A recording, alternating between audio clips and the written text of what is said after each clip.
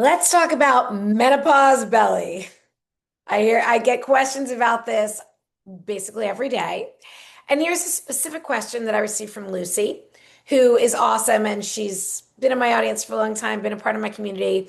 So I want to break this down again to help not just Lucy, but anybody watching this who is struggling with belly stuff, whether it's bloating, fat, it's generally a combination of both. We are going to deal with this because we are not available for menopause belly. So here's what Lucy said. I am in postmenopause. For the life of me, I can't lose my belly. Help, I'm 63. Lucy, what I'm gonna share for you is will help you at 63. It's also gonna help the 73-year-olds out there, the 83-year-olds, and the 23-year-olds. They may not need quite as much help as some of the rest of us, but the tips that I'm going to give you are universal. There's really nothing special about menopause belly. It's just a time when women tend to get more of a belly. And yes, our hormones, things go a little wonky, but also it's a time when habits change, lifestyle can change, and it's a time that we've been conditioned that everything's going to go downhill. So sometimes we just let it. I'm not saying that you've done any of that, Lucy. I'm just saying these are some things. But so what I'm going to share some tips that are going to help with both belly fat and bloating. And there's a lot of people out there right now, everyone's talking about cortisol. If it's not one thing, it's the other. Oh, I could never get rid of my fat, and then I start drinking this one thing, and now I'm not knocking any products, but you don't need some magic powder or drink, okay? You don't.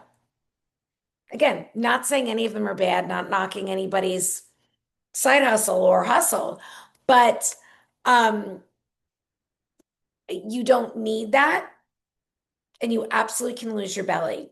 So, again, belly fat and bloating are two different things. A lot of times we're affected by both of those. The tips that I'm going to give you are going to address both of these. If you have belly fat, you lose that the same way you lose any fat. There's nothing magical about belly fat. Um, you lose that by getting in a calorie deficit. You need to be burning off more than you're taking in. It's it's that simple. But there's more to it. It's not that just a calorie is a calorie. We want to be watching the quality of what we're putting into our body and all of that. But you need to be in a calorie deficit. So, I see a lot of people coming to me like, I'm eating all this healthy food. I'm eating so clean. And it's like, yeah, you're just eating too damn much of this clean, healthy stuff. And also, just because it's clean and healthy doesn't mean that it's supporting weight loss. I had a woman message me today about like, is this okay to eat? Well, first of all, anything's okay to eat, like you decide, but it was like oatmeal topped with banana and blueberries and pumpkin seeds, and I don't remember what else. And I said, well, those are all healthy foods. I would question the oatmeal. I don't believe that that's healthy for everyone. I don't eat it. It's a grain. But is this supporting weight loss? Hell no. Why? Because there were not only 9 grams of protein. I literally did the math and said, well, you've 400 calories and only 9 grams of protein. That's not doing you any favors. You could have 2 eggs and some cottage cheese and a half cup of blueberries for 340 calories and 40 grams of protein. So the first thing I'm going to say, prioritize protein and produce. That is build your meals around high quality protein dense foods. We are talking animal protein. Yes, I said it. I was vegetarian, sometimes vegan for over 30 years, and I respect everybody's dietary choices, but I will be the first one to tell you that my brain and my body are better on animal protein and lots of it. I was a healthy vegetarian. I was eating whole real foods. I did all the things. I was even raw vegan at some point. My body and my brain are better now. Uh, hands down. So prioritizing protein and produce, building those meals around high quality protein dense foods like beef, fish, eggs, poultry, maybe some fish. I said fish, maybe some low fat dairy, fill in with colorful fruits and veggies. I would be setting a goal. If you want to be burning fat, losing that belly, I'd be setting a goal of 1 gram of protein per pound of ideal body weight. So I know nothing about your situation specifically, Isabel, other than you're postmenopause, you're 63, and you want to get rid of this belly. Here's what I'm going to say. As an example, say right now you weighed 150 pounds, you felt good, you'd know that you feel really good at 135. I'd say let's be aiming for at least 135 grams of protein per day from real food, like I discussed. Fill in with colorful fruits and veggies. And then you're going to need to figure out, and there's a lot of information about this in my book, Happier, Healthier, and Hotter, walks you through figuring out a starting like protein goal and calorie goal. All of my weight loss strategies are in here. Um, but you're going to need to figure out a good calorie range and start aiming for those things. I'm not saying protein and protein are the only things you're eating, but what you're going to find out, but they should be most of what you're eating. And once you get that protein in check, you are not going to want all the other stuff. So when you get the protein and the calories in check, the carbs and fat just fall into place. I'm not saying you can't have carbs, but so first, get rid of that belly. Number one, prioritize protein and produce. Number two, cut the crappy processed carbs. So this isn't just about extra calories. This is also about inflammation. So yes, this is going to help you reduce calories. It's also going to reduce inflammation. Grains are inflammatory for so many people. My whole belly bloating situation, I was actually underweight at one point and had a huge belly. That was bloated. When I eliminated grains, that disappeared and it went down quickly. So cut the crappy processed carbs. You don't need the cakes, the cookies, you know that, but you also don't need the pasta or the bread. And I realize some people don't want to hear that. And I'm not saying you have to give them up completely, but I would sure experiment with cutting them out for a while and paying attention to how your skin looks, your body looks, how you feel, how your digestion is. And you might just be like me and never want to go down that path again. Um, and then I'm going to say banish, while we're talking about this, banish the bloat. Sometimes there are healthy foods that make you bloated. Grapes make me gassy. So I very rarely eat grapes. So we don't pick it a few on a cheese tray or something, but I'm sure not gonna like knock back a big bowl of grapes the night before a bikini photo shoot or ever, because I don't ever want to be bloated or gassy. I like grapes, but I like having a flat belly more. Cruciferous veggies can do that to some people. I love them, but I know I have to watch the quantity and the preparation. So pay attention to those foods. Dairy makes some people bloated and gassy. Why are we eating things that make us bloated and gassy? Clearly, we're not digesting them well. Um, Another tip that I'm going to give you now, too. So far, all of this, we haven't talked about working out at all because let's face it, abs are indeed made in the kitchen. Our bodies are made in the kitchen. The biggest thing that's going to impact your body composition is what you're putting into your body. And it's not that there's some magic fat burning food because there's not.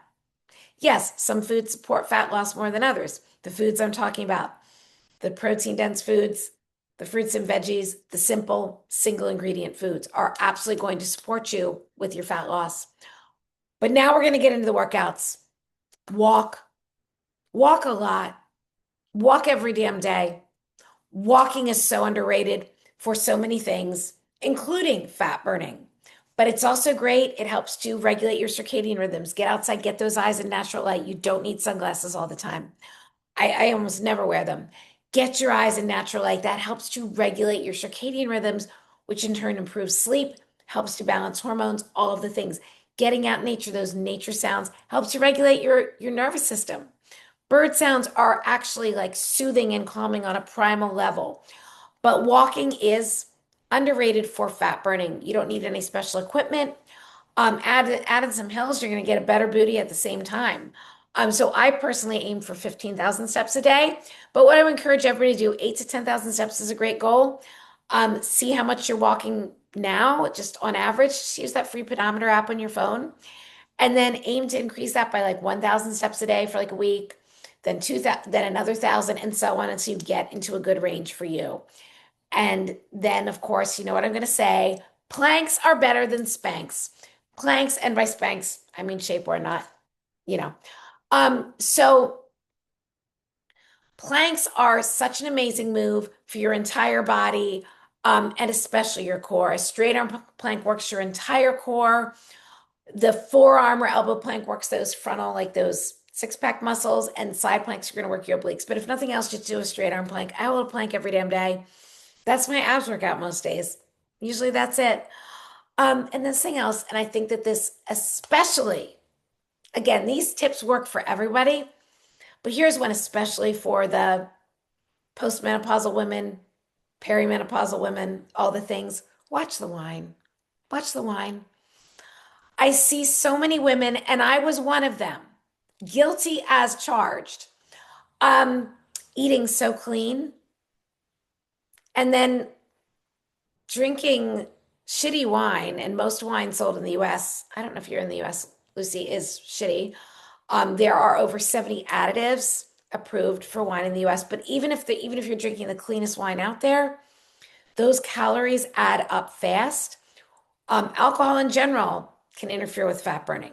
I'm not saying you can't ever have a drink. I absolutely do. I personally just stopped drinking wine because it's too easy to overdo it. An 8 ounce pour of most wines is 200 calories. And let's face it, you rarely have just one glass.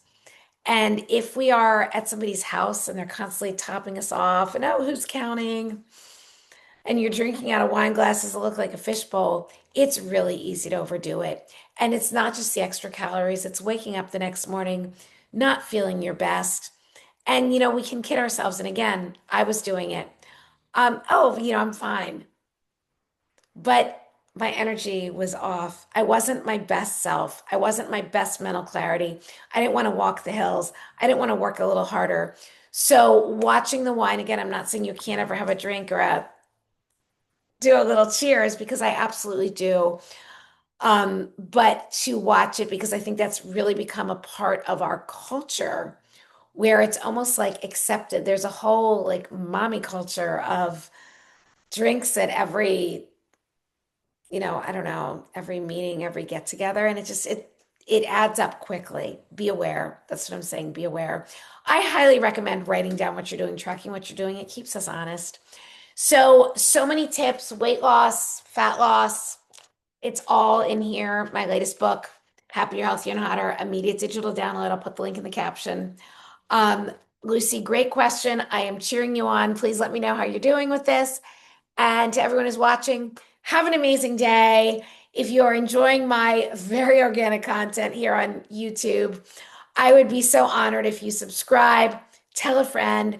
Let's get the message out there. You can love your body and your life at any age. This is 58. Well, for 2 more weeks, no filters.